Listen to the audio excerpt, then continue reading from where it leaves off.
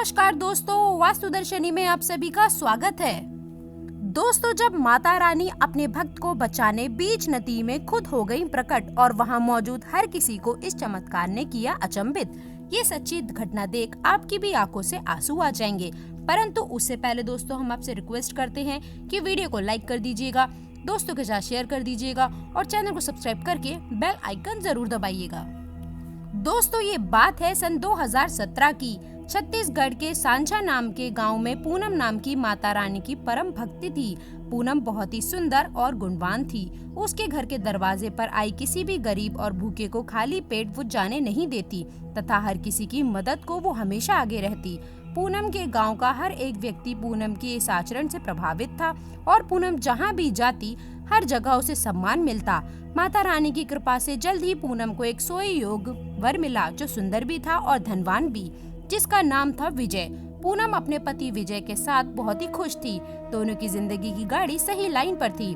विजय अपनी कंपनी में senior manager था। एक बार उसकी कंपनी में एक नई लड़की का अपॉइंटमेंट HR पद के लिए हुआ। वो लड़की विजय के पद और पैसों से बहुत ही प्रभावित हुई तो वो किसी तरह विजय को अपना दोस्त बनाने लगी और धीरे धीरे उनकी दोस्ती कोई और ही नया रूप लेती गई। अब तो विजय रोज देर से घर आने लगा था। पूनम रोज आधी रात तक विजय का इंतजार करती। उसने कितनी बार विजय से इसका कारण भी पूछने की कोशिश की कि अब वो रोज देर से घर क्यों आने लगा है, तो विजय काम ज्यादा होने का बहाना बनाने लगा। अब तो हालत इतनी खराब हो गई थी कि विजय की छुट्टी वाले दिन भी विजय पूनम को समय नहीं दे पा रहा था, क्योंकि हर समय वो अपने फोन में ही बिजी रहता था। हद तो तब हो गई जब विजय के जन्मदिन वाले दिन पर सुबह से ही पूनम बहुत खुश थी। उस दिन उसने विजय के लिए रात को मेहनत से कई सारे पकवान बनाए। विजय को खुश करने के लिए अपने घर खर्च के बचाए पैसों से उसने विजय के लिए उपहार भी लिया। परंतु विजय करीब आधी रात 1:30 बजे के समय अपने घर पर आता है। विजय का इंतजार करते करते दरवाजे के पास कुर्सी पर बैठी पूनम को नींद की झपकी आ जाती है और विजय घर आया तो उसने घर की डोर बेल बजाई। परंतु पूनम की नींद में होने के कारण उसे कुछ देर बाद बाहर इंतजार करना पड़ गया।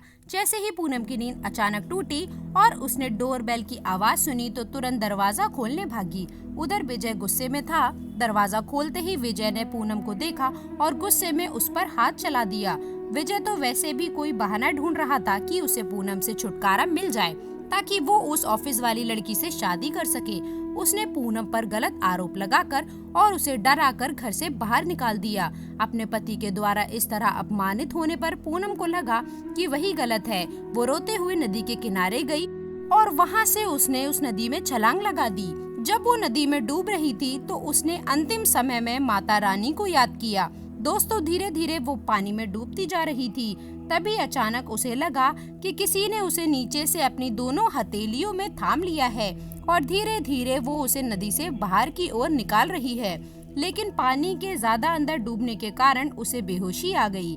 जब उसकी आंखें खुली तो एक बूढ़ी औरत स्नेह से उसे देख रही थी।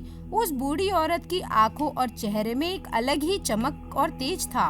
वो बूढ़ी औरत पूनम को पास ही अपनी झोपड़ी में ले गई और वहाँ 2 दिन तक पूनम की अपनी बेटी की तरह ही सेवा की। फिर तीसरे दिन पूनम को कहा कि तुम अपने पति के घर अब चली जाओ, चिंता मत करो, सब कुछ ठीक हो गया है।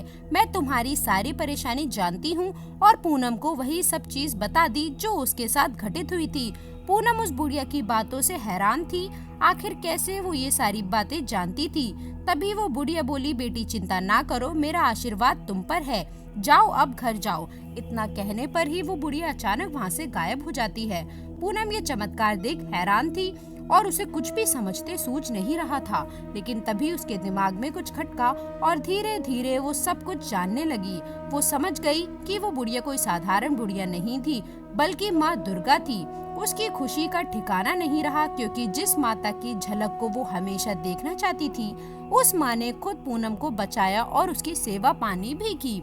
माता के दिए आदेश के अनुसार वो अपने पति के घर पहुंची तो पूनम को देख विजय पूनम के चरणों में गिर पड़ा। रोते रोते विजय बोला, मैं तुम्हारा अपराधी हूँ जो मैंने अपनी सीधी सादी और पवित्र पत्नी के साथ अत्याचार किया, बुरा भला कहा, यहाँ तक कि इल्जाम भी लगाए। आखिर कैसे मैं अपने इन पापों को धोऊं। और फिर बताता है कि कैसे उसकी ऑफिस की एक लड़की ने उसे पहले तो अपने जाल में फंसाया और फिर उसके काम के सारे रुपए उड़ा लिए। अब वो भाग चुकी थी। अपने पति को दुख में देख पूनम भी रो पड़ी, परंतु उस दिन के बाद से विजय पूरी तरह से बदल चुका था। अपनी पत्नी पूनम का हर तरह से ख्याल रखता था। उसकी जिंदगी फिर से सही पटरी पर आ चुकी थी और पहले की तरह ही खुशहाल हो चुकी थी। माता रानी की कृपा से वो लड़की भी पुलिस के द्वारा जल्द ही पकड़ी गई और अब पूनम और उसका पति धन से भी दोबारा सुखी संपन्न हो चुके थे। दोस्तों, माता रानी हमेशा अपने भक्तों को उनकी मुसीबत से बचा ही लेती है। बस जरूरत है माँ की सच्ची श्रद्धा की। इसी बात पर माता रानी के लिए सच्ची श्रद्धा से कमेंट्स में जरूर लिखिए जय माता दी। वीडियो अगर अच्छा लगा तो वीडियो को लाइक करके अपने दोस्तों के साथ शेयर करें और अगर आपने अभी तक चैनल को सब्सक्राइब नहीं किया है तो चैनल को सब्सक्राइब करके बेल आइकन जरूर दबाइएगा ताकि आने वाली नॉलेजेबल वीडियो आपको सबसे पहले मिले। तो दोस्तों, मिलते हैं अगली वीडियो में। तब तक के लिए goodbye and thanks for watching my video.